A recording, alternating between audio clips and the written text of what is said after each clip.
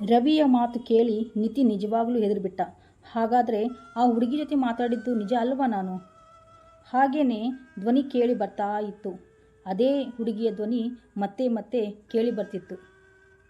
ಆ ಹುಡುಗಿಯ ಧ್ವನಿ ನಿತಿನ್ ಕಿವಿಗೆ ಕೇಳಿ ಬರ್ತಾ ಇತ್ತು.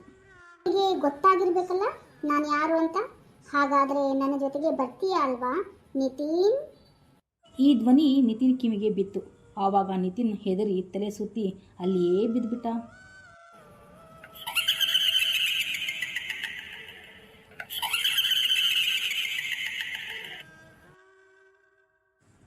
ಆ ದೆವ್ವ ಅವನನ್ನು ಎಳೆದುಕೊಂಡು ಹೋಗಲು ಶುರು ಮಾಡಿತು.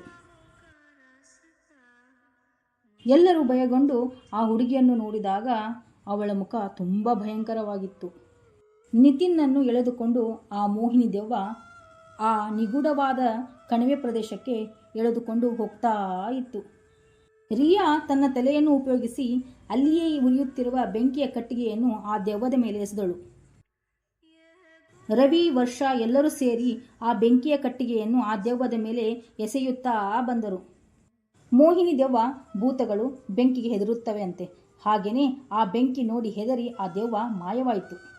ಆ 4 ಜನ ಸ್ನೇಹಿತರು ಅಲ್ಲೇ ನಿಲ್ಲದೆ ಅಲ್ಲಿಂದ ಓಡಿ ಹೋದರು. ನಿತಿನ್ನನ್ನು ಕರೆದುಕೊಂಡು ಕಾರಿನಲ್ಲಿ ಕೂರಿಸಿಕೊಂಡು ಅಲ್ಲಿಂದ ಹೊರಟು. ಹಾಗೂ ನಿತಿನ್ ತುಂಬ ಗಾಬರಿ ಆಗ್ಬಿಟ್ಟಿದ್ದ. ಆ ಕಾರು ಸ್ಟಾರ್ಟ್ ಮಾಡೋಕ್ಕೆ ಆಗ್ತಾ ಇರಲಿಲ್ಲ ಅವ್ರಿಗೆ.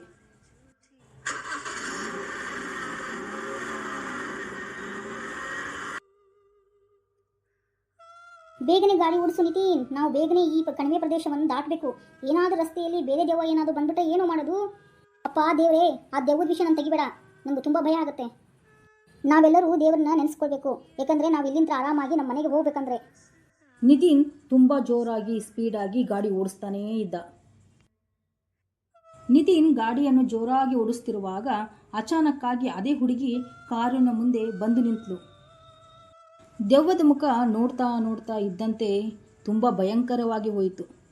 ಮುಂದೆ ಆ 4 ಜನ ಸ್ನೇಹಿತರು ಆ ದೆವ್ವದಿಂದ ತಪ್ಪಿಸ್ಕೊಳ್ತಾರಾ ಇಲ್ಲ ಅಲ್ಲೇ ಸಿಗ್ತಾರಾ? ಮುಂದೆ ನೋಡೋಣ.